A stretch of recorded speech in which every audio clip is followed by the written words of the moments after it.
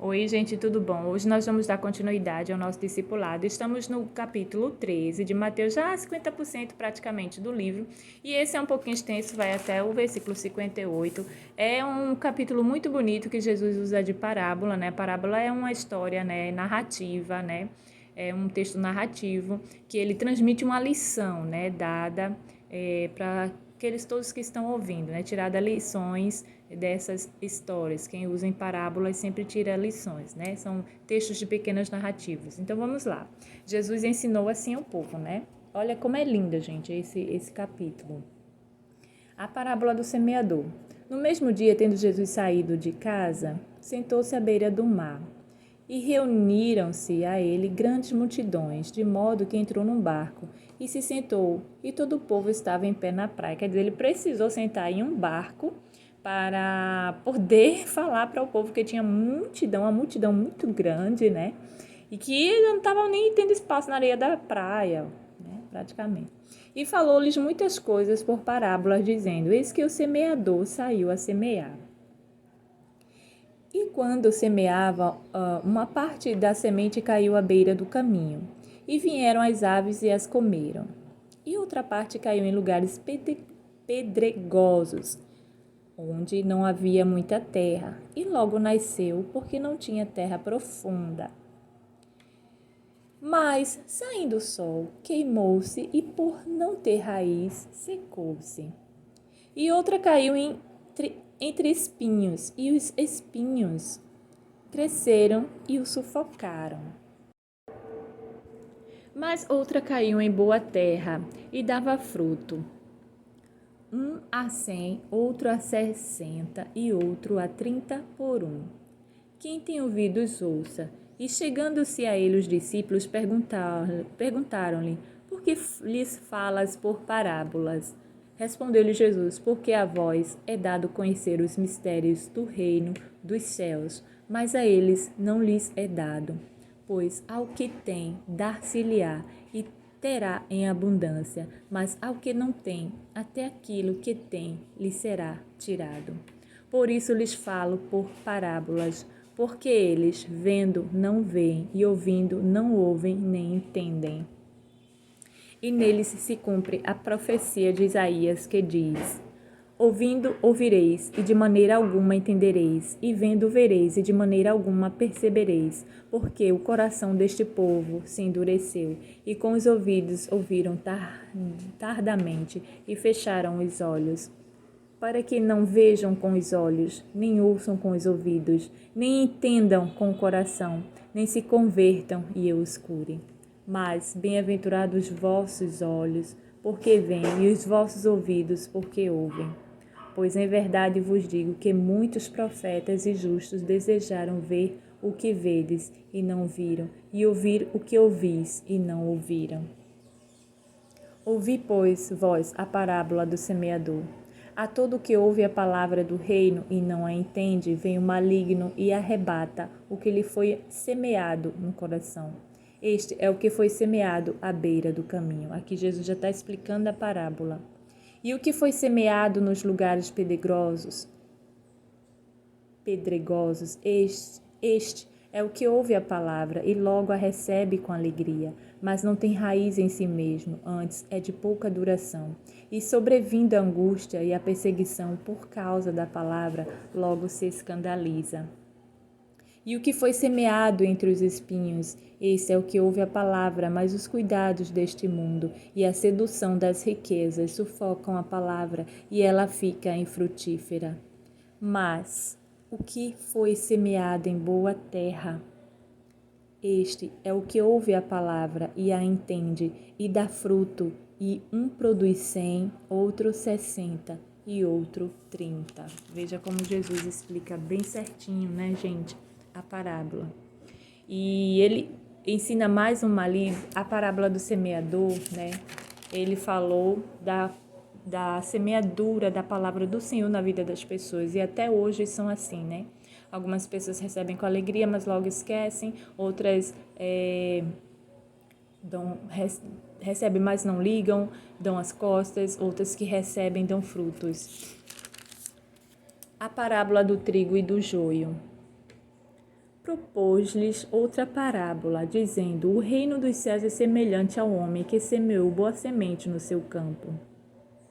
Mas, enquanto os homens dormiam, veio o inimigo dele, semeou o joio no meio do trigo e retirou-se. Quando, porém, a erva cresceu e começou a espigar, então apareceu também o joio. Chegaram, pois, os servos do proprietário e disseram-lhe: Senhor, não semeaste no teu campo boa semente? De onde, pois, vem o joio? Respondeu-lhes: Algum inimigo é quem fez isso. E os servos lhe disseram: Queres, pois, que vamos arrancá-lo? Ele, porém, disse: Não, para que ao colher o joio, não arranqueis com ele também o trigo. Deixai crescer ambos juntos até a ceifa, e por ocasião da ceifa, direi aos ceifeiros: Ajuntai primeiro o joio, e atai-o em molhos para o queimar. O trigo, porém, recolhe no meu celeiro. Vocês lembram que eu já falei aqui no canal, tem um vídeo, acho que recente, falando sobre o joio e o trigo, né? Sobre essa parte. E eu expliquei um pouco, né? Sobre a questão, até mesmo dentro das igrejas, tem muita gente, né? Que vai falar assim, Senhor, Senhor, mas porém, né? Não tem um coração realmente plantado e voltado ao Senhor. Muita gente também no meio da igreja que se diz cristão pode acabar sendo um joio de vez o trigo. E vamos continuar. Parábolas do grão de mostarda e do fermento. Propôs-lhes outra parábola, dizendo: O reino dos céus é semelhante a um grão de mostarda que um homem tomou e semeou no seu campo, o qual é realmente a menor de todas as sementes, mas depois de ter crescido é a maior das hortaliças, e faz-se árvore de sorte que vêm as aves do céu e se aninham nos seus ramos. Viu porque, deixa eu dar uma pausa, Jesus disse, se você tiver uma fé do tamanho do grão de mostarda, porque é tão pequenininha, né, gente? Mas se a gente tiver ao menos essa pequena fé, essa bem minúscula fé, mas daí a gente crê que Ele realmente é o Senhor Jesus e pode nos curar, pode fazer grandes coisas em nossas vidas, a nossa fé vai aumentar como o tamanho maior das hortaliças, que é quando ela cresce e se torna. Viu que importante ter a fé? Outra parábola lhes disse: O reino dos céus é semelhante ao fermento, que uma mulher tomou e misturou com 3 medidas de farinha até ficar tudo levedado. Todas essas coisas falou Jesus às multidões por parábolas, e sem parábolas nada lhes falava, para que se cumprisse o que foi dito pelo profeta. Abrirei em parábolas a minha boca, publicarei coisas ocultas desde a fundação do mundo. A explicação da parábola do joio, veja só. Foi a anterior a essa do fermento, né? Aí ele vai explicar agora. Então Jesus, deixando as multidões, entrou em casa. E chegaram-se a ele os seus discípulos, dizendo: Explica-nos a parábola do joio do campo. Vamos aprender, vamos ver o que Jesus tem nos a explicar.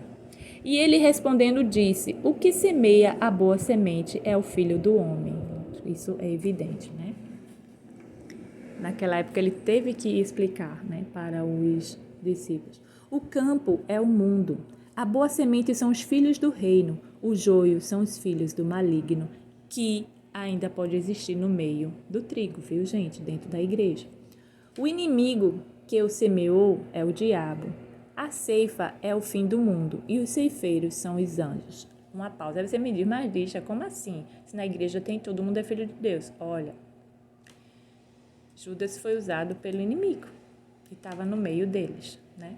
Então, dentro da igreja, existem muitas pessoas com coração ainda que não são convertidos, tá bom? E pode ser um joio aí no meio do trigo, tá? Vamos lá, 41. Mandará o Filho do Homem os seus anjos, e eles se ajuntarão do seu reino, todos os que servem de tropeço e os que praticam a iniquidade.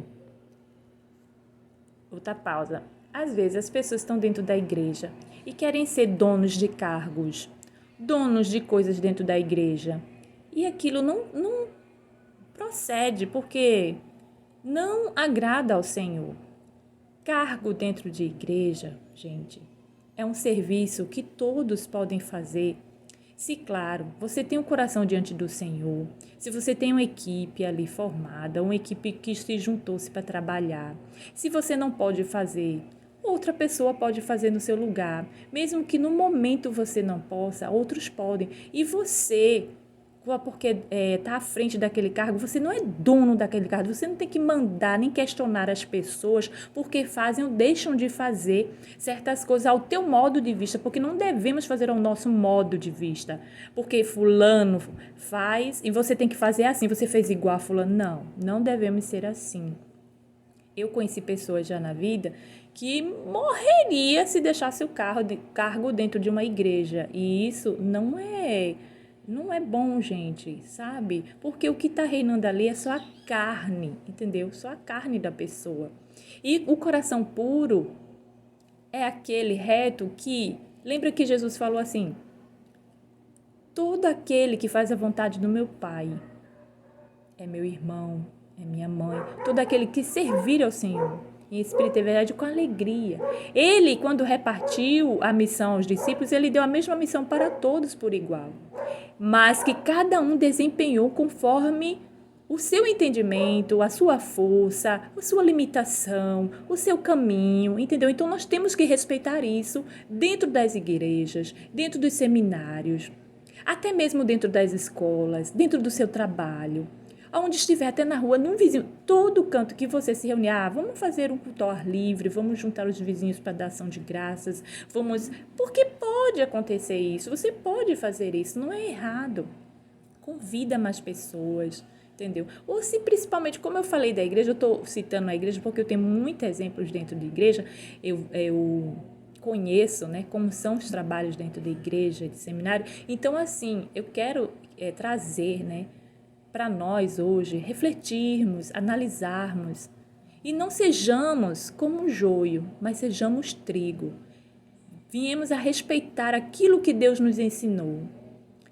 Se caso Jesus tivesse falado aqui abertamente, ele estaria dando um alimento lógico muito forte para as pessoas que talvez desprezassem essa alimentação, né? Então, assim, não despreze a lição que Deus nos deu hoje através de Jesus com essas histórias das parábolas, né? E isso é muito importante, a pessoa ter sabedoria, ter respeito, ter amor, gente.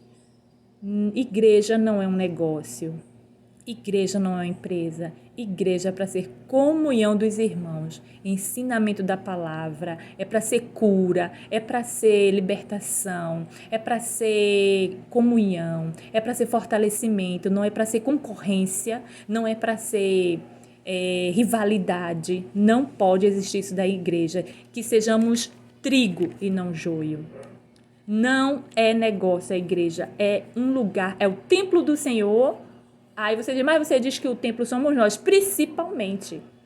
O templo físico de estrutura de cimento é um templo que a gente se reúne para estudar a palavra, porque Jesus sempre se reuniu em um lugar para ensinar a palavra, mas a igreja somos nós, e por nós sermos a igreja, nós sermos o templo do Espírito Santo, principalmente, que devemos seguir com respeito, amando aquilo que o Espírito Santo vier a dar, e não dando lugar à vaidade de cargo, dando lugar à vaidade de porque você sabe trabalhar nisso, outro não sabe. Ensina, e se precisar de ajuda, pede. Não seja uma pessoa manipuladora, não seja uma pessoa que engana, não seja uma pessoa, porque a pessoa pode até enganar os irmãos.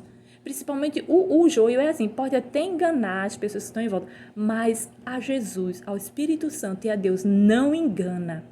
E olha, cuidado, porque tem gente dentro da igreja que é sempre melhor que você na área de santificação e espiritualidade, que Deus pode chegar assim e dizer, Deus pega essa pessoa e diz, mostra aqui, tá vendo essa aqui?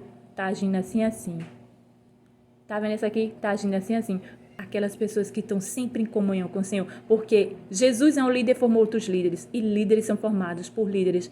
E se você quiser ser um líder, você busca o Senhor em espírito e em verdade. Eu espero que essa palavra tenha sido realmente uma lição, né? dada para aquelas pessoas que precisam, porque eu sempre tiro para mim, mas se foi dito agora, foi porque o Espírito Santo de Deus permitiu. Vamos continuar. Mandará o Filho do Homem os seus anjos, e eles ajuntarão do seu reino todos os que servem de tropeço e os que praticam a iniquidade. Essas pessoas que eu falei disso agora acabam sendo pessoas de tropeço. Se praticam a iniquidade, eu repeti o versículo, agora veja o que acontece. E lançar-los-ão na fornalha de fogo. Ali haverá choro e ranger de dentes. Então justos resplandecerão como o sol no reino de seu Pai. Quem tem ouvidos, ouça. Quem tem ouvidos, ouça. Igreja, quem tem ouvidos, ouça. Seja bênção e não empecilho e não tropeço, ok? Continuemos. Vamos para mais uma parábola. Parábola do tesouro escondido da pérola da rede. O reino dos céus é semelhante a um tesouro escondido no campo, que um homem, ao descobri-lo, esconde. Então, movido de gozo, vai. Vende tudo quanto tem e compra aquele campo. Outro sim, o reino dos céus é semelhante a um negociante que buscava boas pérolas. E encontrando uma pérola de grande valor foi, vendeu tudo quanto tinha e a comprou. Igualmente, o reino dos céus é semelhante a uma rede lançada ao mar e que apanhou toda espécie de peixes. E, quando cheia, puxaram-na para a praia e, sentando-se, puseram os bons em cestos, os ruins, porém, lançaram fora. Assim será no fim do mundo. Sairão os anjos e separam os maus dentre os justos e lançar-los-ão na fornalha de fogo. Ali haverá choro e ranger de dentes. Praticamente a mesma explicação da anterior, mas usado de outra forma, com pérola. E diz, entendestes todas essas coisas? Disseram-lhe eles, entendemos. Agora eles entenderam, né?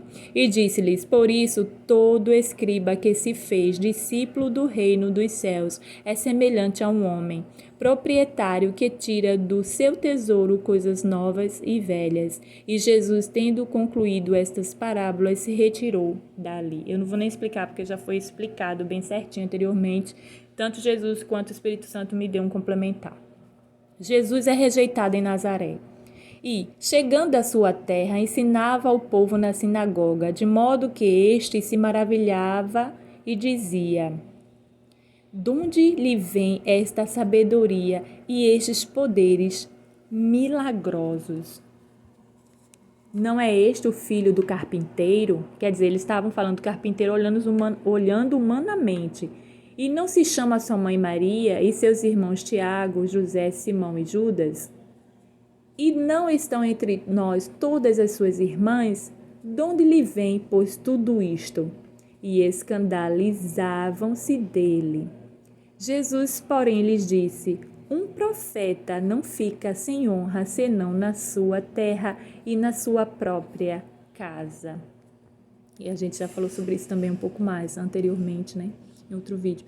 E não fez ali muitos milagres por causa da incredulidade deles, né? Então, assim, na sinagoga onde ele estava ensinando, as pessoas só tinham o olhar de Jesus como homem, como carnalmente filho do homem, né? Como filho de Maria, José o carpinteiro, os irmãos, as irmãs, não estão entre nós. Então, assim, como se dissesse assim, porque ele tem tanta sabedoria, porque se diz assim, dessa forma, se ele é um carpinteiro, se ele é aquilo, e essa sabedoria toda vem de que ele está se auto-questionando. Então, é muita incredulidade. Na onde? Na própria terra, né, que o profeta nasceu. No caso, por isso que eu marquei aqui, eu já tinha estudado esse versículo antes, de um profeta não fica sem honra, senão na sua terra e na sua própria casa. E isso existe até hoje, tá, gente? Às vezes as pessoas, até mesmo assim os pastores, começam a pregar, as pessoas que se convertem do dia. Algumas pessoas que conhecem, eu já vi muito disso, né? Amigos meus que se converteram, foram estudar seminário tudo, e as pessoas dizendo assim, esse daí se converteu agora, é nada, é cristão não, só porque acha que... Porque é incrédulo, acha que Jesus não transforma, não cura, só porque é o quê? Não veio de berço. Não, gente. Saiba, Jesus cura, liberta, ensina. Ele transforma, ele capacita, viu? E graças a Deus por isso. Bom, apesar do capítulo ser grande, teve algumas parábolas que os ensinamentos são bem parecidos que Jesus nos ensinou, né? Eu espero que você tire pontuação nisso aqui, em cada parábola, pontue, escreva, analise se você também tem algum cargo na igreja que você possa refletir em questão da parábola, porque todos nós somos responsáveis em semear a palavra do Senhor, mas aquele que convence, que faz nascer é o Espírito Santo de Deus, certo? Mas lembre-se, a palavra de Deus nunca volta vazia, se bem assim semeada, ok? E eu espero que você tenha gostado do capítulo de hoje, porque eu amo essa passagem, eu amo a parábola do semeador. É uma parábola que Jesus nos ensina, ele com todo cuidado, de dizer assim, eu vou cuidar dos meus discípulos, vou ensinar de forma diferente aos meus discípulos e vou ensinar de forma diferente às multidões, que às vezes as multidões só estavam atrás de Jesus para comer, para ver o milagre, curou, comeu, ele dá comida também, vão ficar atrás dele. Então, assim, muita gente que necessitava dessa forma e muitos incrédulos só seguiam por curiosidade, né? E assim, eram grandes multidões, é difícil da gente definir ao certo totalmente a multidão, né? Mas os relatos, né, dos nossos irmãos apóstolos, o que eles dizem aqui, lindo, já é o suficiente para que a gente tenha fé. E bem-aventurado aqueles, né, que creem no Senhor e não viram, porque aqui mesmo ele disse, né, que muitos gostariam de ter ouvido e visto, ficado com ele do ladinho, porém muitos estavam e não davam crédito, né, por causa da incredulidade. Deus possa abençoar você, muito obrigado por continuar no canal, continue aí com a gente até o término do discipulado. Eu quero você, assim, bem tampa, como diz, né, no livro de Mateus, e você poder seguir os outros livros demais, continuando lendo também, que é maravilhoso. Depois que você começa a estudar, você não vai querer parar mais, tá bom, gente? Deus abençoe e até o próximo vídeo do discipulado. Um beijinho.